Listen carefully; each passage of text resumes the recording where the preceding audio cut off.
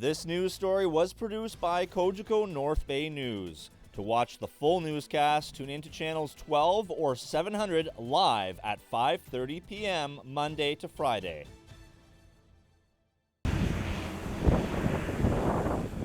Thank you, Greg. This week's Pet of the Week certainly off track from that quote-unquote regular pet up for adoption.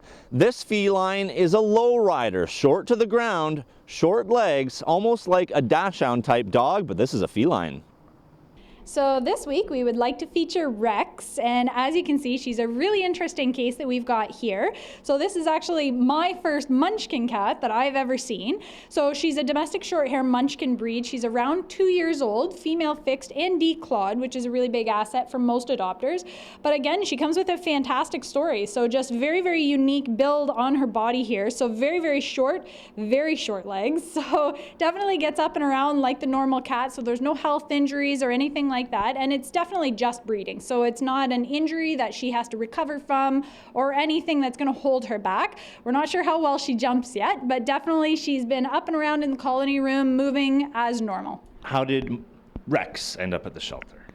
So Rex came in as a surrender from the owners that could no longer care for her. So she's been an absolute sweetheart since she's been here. She's a little nervous in our colony room right now, but this is her first day and her first time out in the public eye.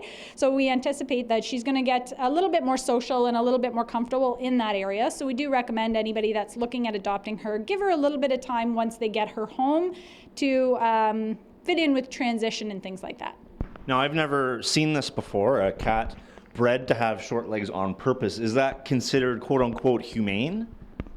It's hard to say. So there's a lot of practices out there with animal breeding and things like that that are considered humane and appropriate, and some that aren't. So very similar to tail docking and things like that, that is seen as appropriate for breeding and for breed standards, may not be appropriate in a general person's eyes. Also, if you look at dogs with squished in faces, that's breeding for what people desire in an animal. So it's a little hard to quote as to whether this is humane or not, but we are happy to announce that she's healthy. So even if she looks a little different, it's going to be her selling feature. So she carries herself, again, a little shorter to the ground, but it doesn't stop her from being a typical cat, and she's an absolute purr monster.